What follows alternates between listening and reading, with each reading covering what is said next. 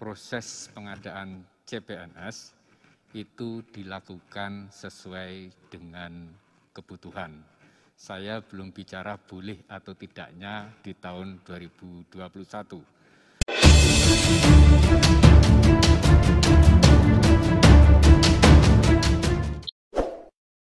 Dikutip dari laman kompas.com bahwa Deputi Bidang Mutasi Kepegawaian BKN Aris Windianto menyebut ada peluang perekrutan kembali calon pegawai negeri sipil, CPNS, formasi tahun 2021.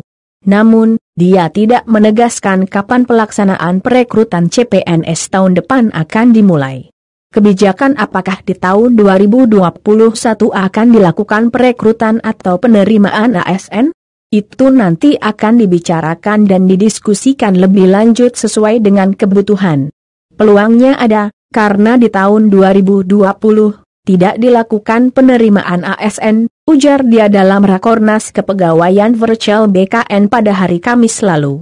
Akan tetapi, terpenting bagi BKN adalah selama proses perekrutan CPNS bersifat transparan dan sesuai Undang-Undang Nomor 5 Tahun 2014 tentang Aparatur Sipil Negara. Namun, pada kesempatan ini, mungkin saya akan lebih menekankan bagaimana kita dalam proses penerimaan ini bisa melakukan dengan baik, objektif, akuntabel, transparan dan sesuai dengan peraturan perundang-undangan, kata Aris Windianto. Sebelumnya, Menteri Pendayagunaan Aparatur Negara dan Reformasi Birokrasi atau PAN, RB, Cahyokumolo menyebutkan, pendaftaran CPNS formasi 2021 bisa terlaksana pada April hingga Mei tahun depan. Diperkirakan proses pendaftaran sudah bisa dimulai bulan April sampai dengan Mei 2021, ujarnya kepada Kompas.com baru-baru ini. Berdasarkan draft progres usulan formasi ASN dan rencana rekrutmen tahun 2021 yang diterima, awalnya perpanjangan usulan formasi tahun 2021 yang rencananya Maret 2021 namun diperpanjang hingga akhir Mei. Kemudian, diperpanjang lagi hingga akhir Agustus 2021. Total usulan formasi yang masuk untuk instansi pusat sebanyak 113.172 dan pemerintah daerah 438.170. Khusus untuk pejabat pembina kepegawaian atau PPPK, jabatan guru, sesuai dengan kesepakatan beberapa menteri. Mulai dari Menteri Pendidikan dan Kebudayaan atau Mendikbud, Menteri PAN-RB, Menteri Keuangan, Menteri Dalam Negeri dan Badan Kepegawaian Negara, BKN, yang akan melakukan rekrutmen mulai 2021, dengan jumlah 1 juta formasi.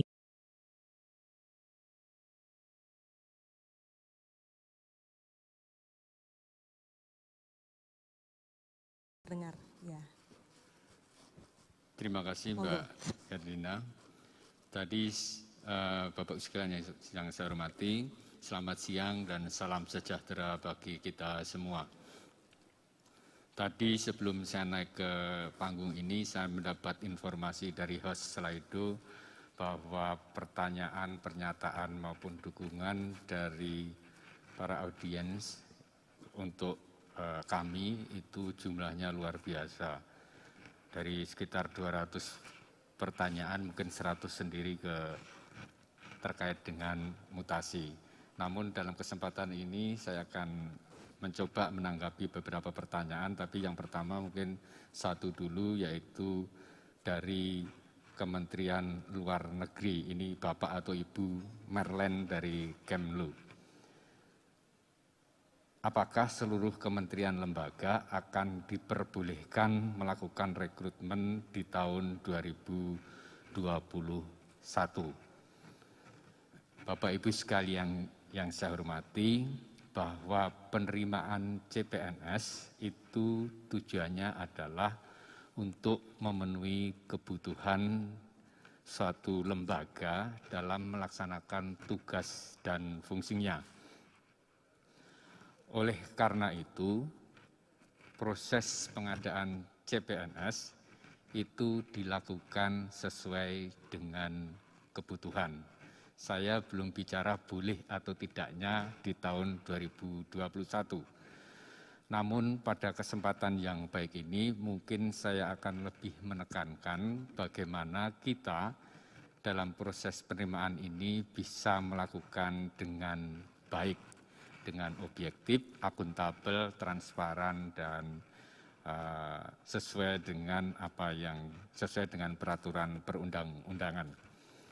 Oleh karena itu, Pak Merlen atau Ibu Merlen dan Bapak Ibu sekalian,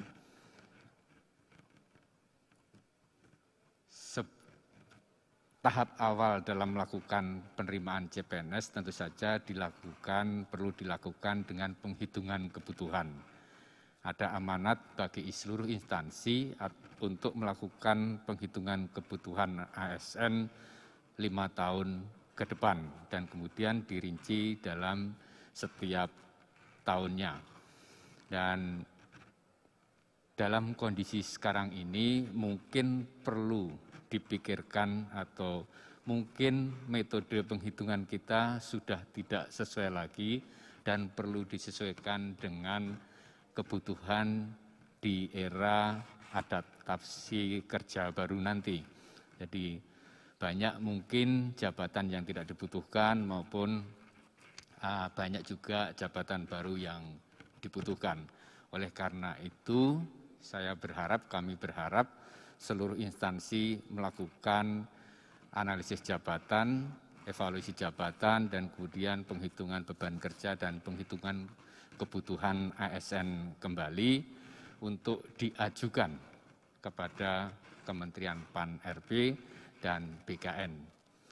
Kebijakan apakah tahun 2021 akan dilakukan perekrutan atau penerimaan ASN itu nanti akan dibicarakan atau didiskusikan lebih lanjut sesuai dengan kebutuhan. Dan apabila nanti kebijakannya adalah dilakukan rekrutmen, saya mohon perhatiannya untuk beberapa hal. Yang pertama, pastikan dari awal, mulai dari penyusunan kebutuhan, kemudian termasuk kualifikasi, persyaratan, dan sebagainya. Pastikan juga pengumumannya secara jelas, dan yang paling penting dalam seleksi administrasi, mohon panitia di instansi melakukan pemeriksaan secara cermat sehingga tidak terjadi permasalahan yang ujungnya bisa sampai di akhir proses penerimaan tidak selesai. Titik kritisnya antara lain di seleksi administrasi. Ini mungkin beberapa hal yang dapat saya sampaikan terkait dengan kemungkinan kementerian dan lembaga melakukan penerimaan ASN di tahun 2021. Peluangnya ada karena untuk tahun 2020 tidak ada atau tidak dilakukan penerimaan ASN. Saya kira itu tanggapan saya. Terima kasih.